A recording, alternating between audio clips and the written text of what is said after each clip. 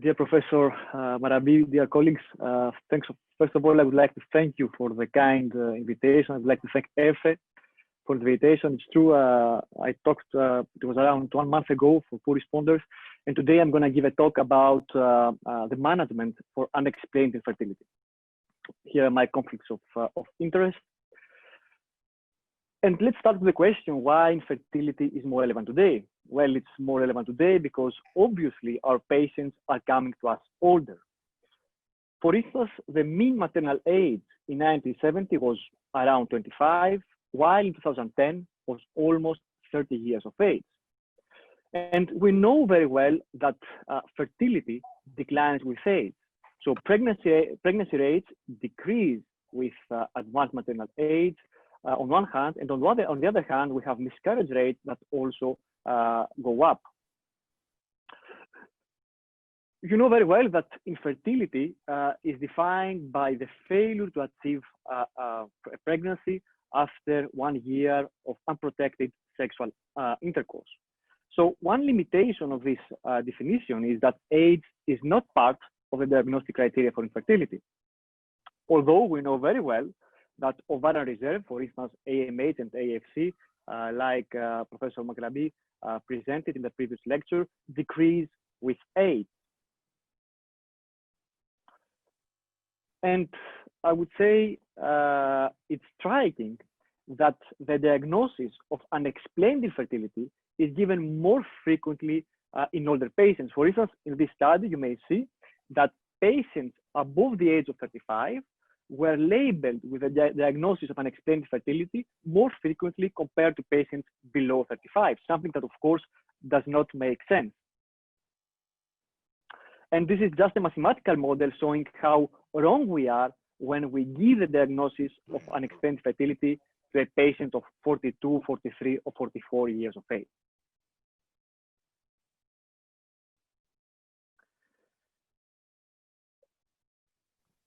I think this is a very important slide. We know that AMH, as I said before, declines with age. However, AMH cannot be used in patients that are not infertile. So this study, this prospective study published in JAMA 3 years ago, found that there was no association between AMH levels and chances of natural conception. And this is a very important message for our patients because very often we see patients in our office referred by their gynecologists because they have a low AMH, patients that are not infertile. And it's important to let them explain, to explain to them that if they have a low AMH levels but are not infertile, there's no reason to go for IVF or do an infertility treatment. Although there is some evidence that is controversial, that there is a relationship between low AMH and early menopause, but again, the evidence is controversial. So we have an infertile couple, and based on the diagnosis, we can propose the appropriate treatment. For instance, if we have a patient with semen abnormalities, surgery or some injections could be the solution. If we have a female partner with tubal or uterine disorders, surgery may be indicated. In case of a patient with PCOS, clomiphene, letrozole, or gonadotropins could be an option. And in case of unexplained infertility, as I said before, that represents approximately 25% of cases of infertility, expectant management could also be suggested in some cases, but it's something that I will discuss in the next slide. And of course, assisted reproductive technology, either in the form of IUI or IVF, could also be an option. So a crucial question is how we can evaluate, how we can assess the prognosis of an infertile couple. And this is a crucial question. So for this, we have this model, the Honnold prediction model is a model that was published in 2004. And this model, I present this model because it's taken into account in all well-designed randomized studies comparing different options in patients with unexplained fertility. So this model takes into account several parameters.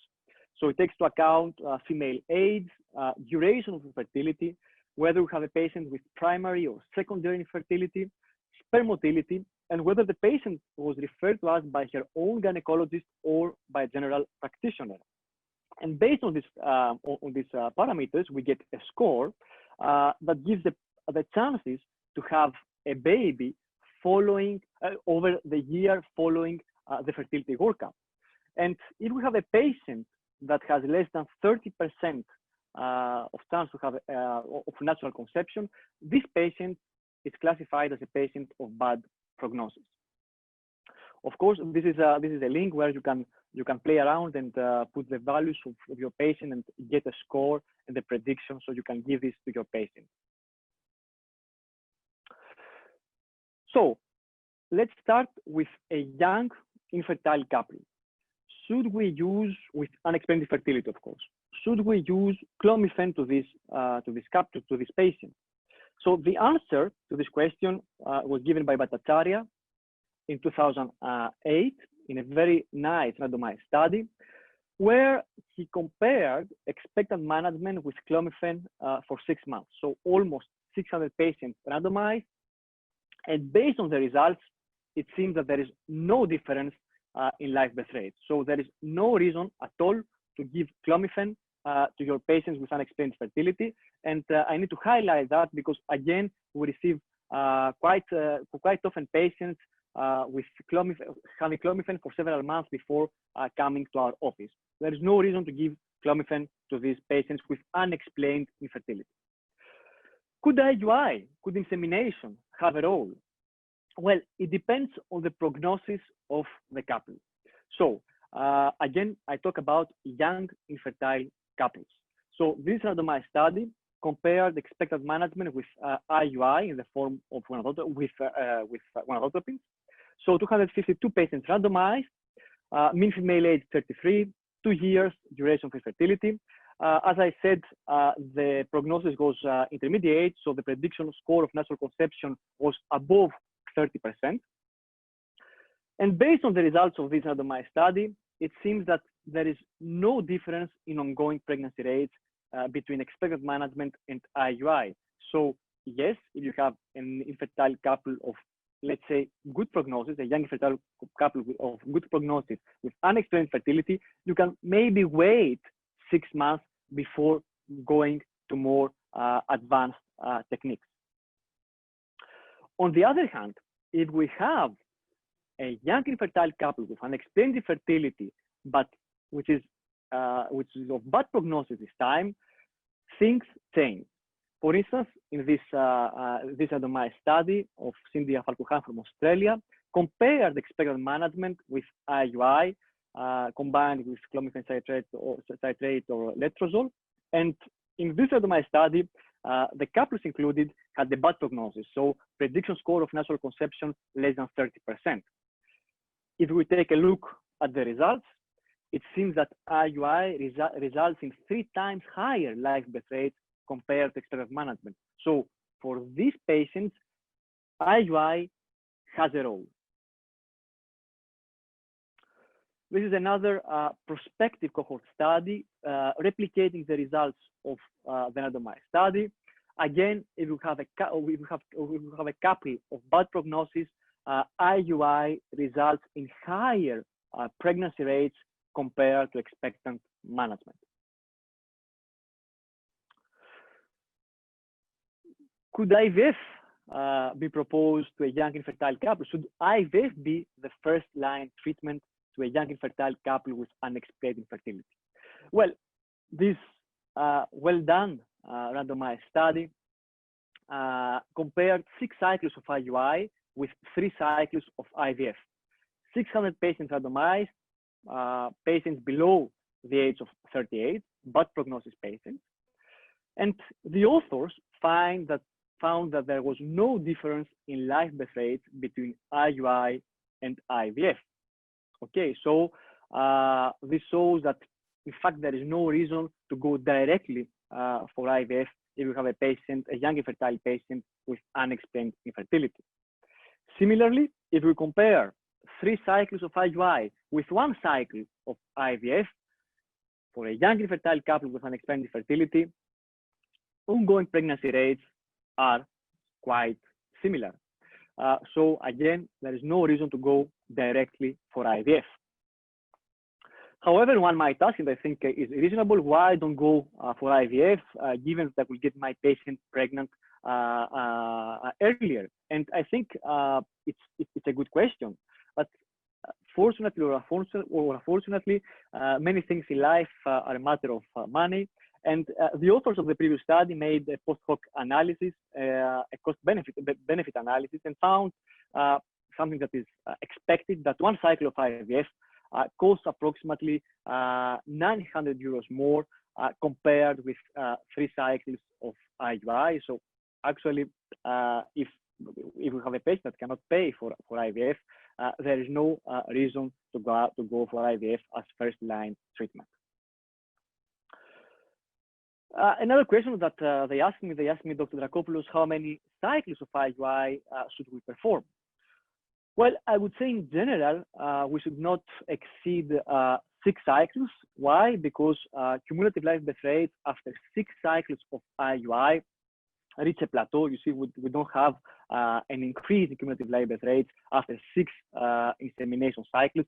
And in most cases, you will have the couple in front of you that are gonna say, look, doctor, I want to, after 3 cycles, if after 3 failed IUI cycles, they would like to move to a more, let's say, advanced treatment like IVF.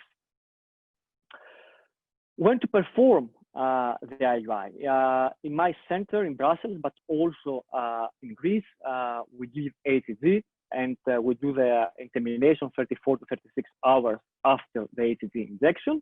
And in other centers, they do it maybe the day of HCG or some hours afterwards. And this study found that it's correct. In fact, there is no difference in biochemical pregnancy or clinical pregnancy rates between patients having the insemination with HCG and patients having the insemination 34 to 36 hours after HCG injection. Should we do 1 or 2 HCG inseminations per cycle? I think that there is no reason to go for 2 inseminations. In fact, there is no difference in live birth rate. 1 is okay, because otherwise also we increase the emotional burden of our patients. So in general, I would recommend not to go for 2 inseminations in the same cycle. Stimulated IUI cycles or not? This comes from New England Journal of Medicine, the Amigos LCT, that found that if we give gonadotropins, we increase clinical pregnancy and live birth rates compared to clomiphene and letrozole. Again, I know that there are some other studies showing no difference, but we need to keep in mind that if we give gonadotropins along with the insemination, then we take some important risk, that is, of course, the risk of multiple pregnancies that increase in case of gonadotropins. So please, if you give gonadotropins to your patient, you need to perform a close monitoring of your cycle, and even be ready to cancel the cycle if you have more than 2 follicles in the ultrasound. And when should we switch from IUI to IVF? Again, I talk for a young infertile couple with unexplained infertility.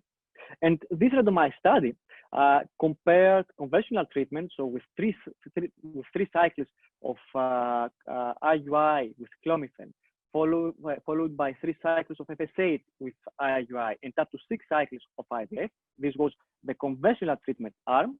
And in the accelerated treatment arm, patients had 3 cycles of clomiphene with IUI, and in case of no pregnancy, they moved directly to IVF. So there was no insemination. There was no insemination with FSH.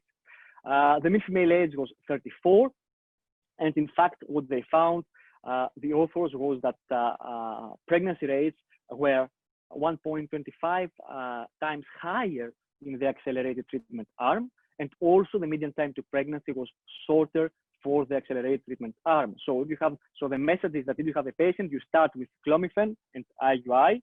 If after 3 cycles the patient is not pregnant, there is no reason to give FSH and go again for insemination. You can go directly to IVF in order to increase the pregnancy rate and also have your patient pregnant earlier. Let's now move to an old infertile couple. I think for this category of patients, things are more clear, and are more clear because we have this nice RCT from 2004 fertility paper comparing IVF with 2 cycles of IUI in patients over 38. And if we take a look at the results, live birth rates were more than 2 times higher for IVF. So if you have a patient of 39 years old that comes to your office, it's better to go directly for IVF and not lose time with inseminations. Nonetheless, IVF does not offer miracles, and this is something that we need again to transmit to our patients during the consultation. Because if we compare IVF with expectant management for a patient who is 42 or 43, you see that there is no much difference. So if you have a patient of 42 or 43 years of age, you should discuss, of course, the option of egg donation. And you should explain to your patient that even if you perform IVF, live birth rate will be very, very low. This is a slide for general gynecologists. So just for those that do not know, in IVF, all sites are fertilized with sperm in petri dish, while in ICSI, a single sperm is injected directly into an oocyte. And IVF could be used for several indications. However, ICSI should be used only in male factor infertility. And this is another important message because, again, very often we have patients that have performed IVF in other centers and had all the IVF cycles with ICSI, although there was no male factor infertility. And I think this year also in ESFRE there was a very nice presentation, a very nice the results of a very nice randomized study from Vietnam showing no difference in fertilization rates and live birth rate between IVF and ICSI. So in order to treat our infertile couple, we need to take into account several characteristics like the age of our patients, the ovarian reserve, AMH, AFC, parity, BMI. If the patient had previous cycles in another center, we need to know the response to ART.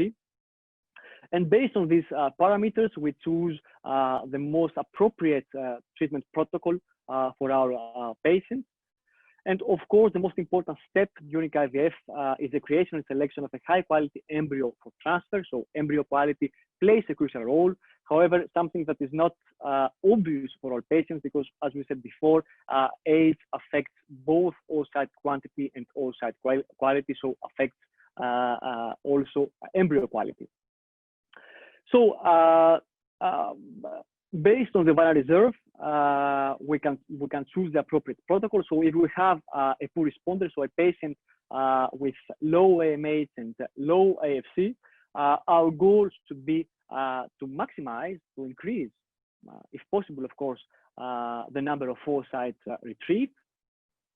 If we have a normal responder, then standard treatment could be suggested, and the idea is to maximize success rate.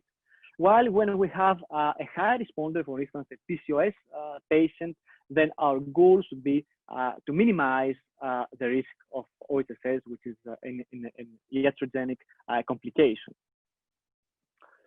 So I would like to reach the conclusions of my presentation. Age plays a crucial role and affects both oocyte quantity and quality. I think this is clear for everybody. AMH is not related to the chances of natural conception. This is an important message. Clomiphene has no place in unexplained infertility. The hormonal prediction model could be used to assess the prognosis of an infertile couple. In general, IVF offers better results compared to expectant management or IUI, but of course, the cost of IVF should also be taken into account. IVF should be the first line treatment in older women, so in women over 38. And the management of fertility is individualized, taking into account different parameters like the cost and the burden of the patient. I would like to thank you very much for your attention. Thank you very much for an excellent presentation and for a very clear conclusion.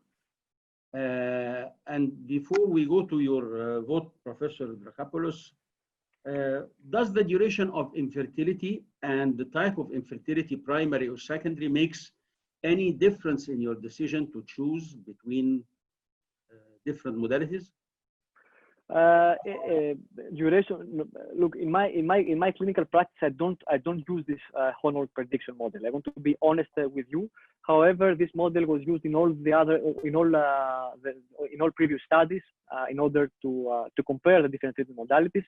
Of course, for me, the duration of fertility and whether fertility is primary or secondary plays a role. For instance, if I have a patient of 38 years of age that has a previous child, maybe I could go for 3 inseminations before going to IVF. But again, this is something personal. It's not based on guidelines. In this presentation, you used IVF synonymous with ICSI. Did you mean that? No, it was. When you said IVF, you meant IVF? Yes. Yes. Not ICSI. No.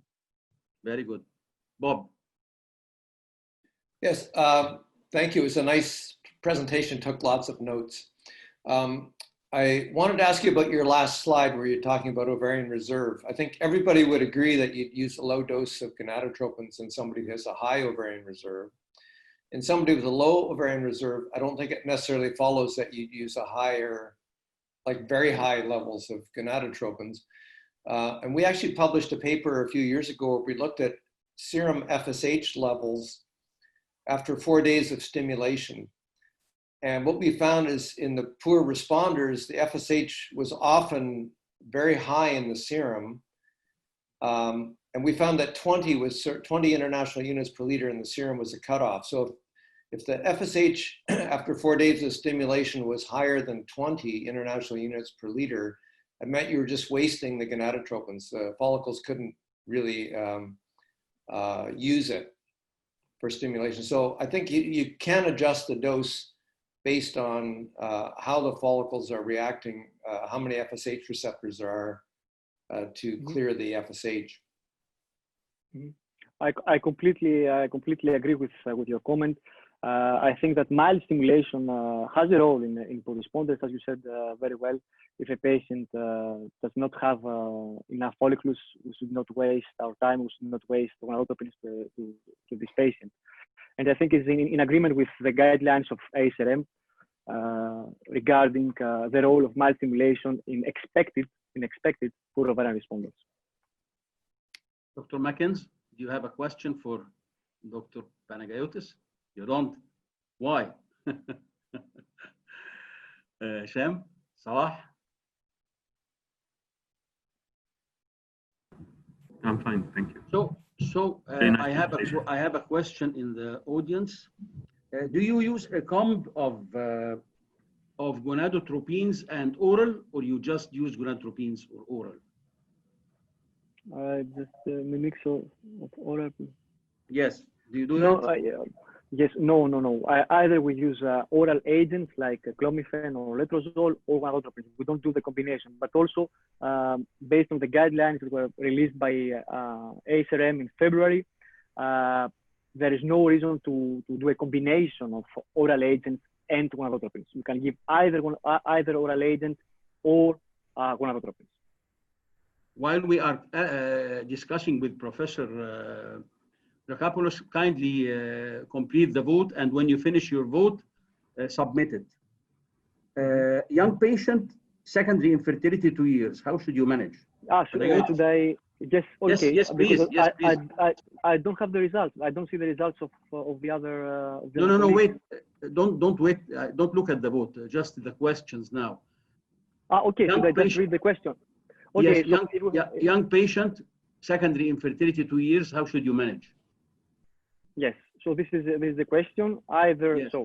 you should choose between expected management for 6 months, clomiphene for 6 months, or IVF. Go directly for IVF. In case of relative male factor infertility, would you still go for IUI or rather go for IVF ICSI? Minor changes in count, in motility, in progression. Okay. Here's another question. If you have a patient with mild male infertility, you go for IUI. Okay, so you do IUI. Yeah. Professor Drakopoulos, how much IVF cycles do you do in your center? Percentage as compared to ICSI? Unfortunately, most of the cycles are ICSI cycles. Unfortunately. Yeah. Although we have actually robust evidence that ICSI does not offer any benefit over IVF. Huge studies, actually, yes. Doctors are reluctant because they think that if you do ICSI, you will have higher fertilization rates, so more embryos. But this is not correct. Based on the available evidence, it's not correct to do ICSI in case of non-male factor infertility. But it's difficult to convince people. Is there any robust evidence that IVF is safer than ICSI in terms of neonatal outcome? This is a question for all our visitors today.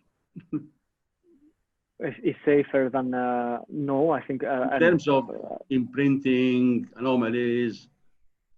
I think that we don't have robust evidence to answer this question. No? I think we don't know.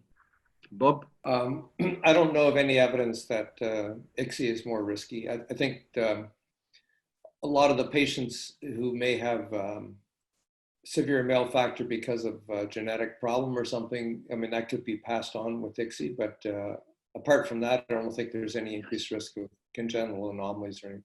This is very reading. Dr. Mackens, unmute. Yes. No, I agree with Professor Kasper. Probably there's a specific population within the ICSI population with a background of genetic problems, which might explain the higher risk. But for the general population, when there is no extreme male factor, I do not think that we should expect more problems with ICSI than with IVF. That's good. This is very relieving. Can we stop the voting now, and Professor Dr. Panagiotis will comment on the results of the poll, please. Okay. Can you see it? Yes, I can. Okay, I can see it. Okay. So for a patient of 34 years of age with an extended fertility of 1 year and a half and intermediate prognosis, which treatment should be initially recommended? So I see that 43% chose the correct answer. I'm a bit disappointed that we have 1 out of 4 doctors saying that this patient should go for IVF. I think that again we have a young patient with, let's say, relatively good prognosis. There is no reason to go for IVF. And regarding the use of clomiphene, as I said before, clomiphene alone has no role in unexplained infertility. So the correct answer is the first one. We can leave this couple wait for 6 months, if of course the couple agrees. Let's now move to the second question. For a patient of 34 years of age with an extended fertility and bad prognosis this time, which treatment should be initially recommended? Okay, so 42% chose IUI and 50% IVF. The correct answer is IUI. Okay, and it's just a question of cost. As we said before, if we compare 3 cycles of IUI with 1 cycle of IVF, live birth rate will be the same. However, the cost of IVF is substantially higher. So in that case, we have a young infertile patient with unexplained fertility. Okay, the prognosis is not very good. We can try with 3 cycles of IUI. If this patient does not get pregnant, then I agree to move to IVF, but not start directly with IVF. Third question. So we have a patient of 34 years of age with unexplained infertility and bad prognosis. chose IUI for this patient. And the question is, how many cycles of IUI should we perform? What is the maximum number of IUI cycles that we should perform? So 57% chose the correct answer, which is 6 cycles. As we said, after 6 cycles, cumulative live birth rates do not increase. So you should not go over 6 cycles of IUI. Fourth question, we have this time a patient of 39 years of age. Which treatment modality should we recommend? I'm very happy that almost 90% of our colleagues chose IVF, and this is the correct answer. We have a patient over 38. We should not lose time with expected management or inseminations. We should directly go for IVF. And the last question, this was a tricky question. Now we have a patient of 44 years of age, so we have an old infertile patient. Which of the phrases below is the correct one? And I see that 60% chose that IVF is the first-line treatment, and only 34% that expected management and IVF result in similar live birth rate. The correct answer is that the first one, that expected management and IVF result in similar live birth rate. I saw the very nice graph in the presentation. If you have a patient of 44 years of age, probably this patient will have an AMH of 0.02 and an AFC of 1. So if you go for IVF, you will not get that much. A patient of 44 years of age, either if she tries at home with unprotected sexual intercourse, or if she goes for IVF, live birth rates will be approximately the same. And even if you go for IVF, live birth rates in a patient of 44 years of age are 2 or 3%. Okay, so in my opinion, there is no reason to go for IVF. The only option for this patient is to discuss, of course, with the couple and propose egg donation. Okay, this completes the presentation and the poll. And thank you very much for a very good presentation, a very clear conclusion, and an excellently forwarded MCQ. Thank you very much, Professor Drakopoulos, for your Thank you very much, Hassan. Thank you very much. Thank you.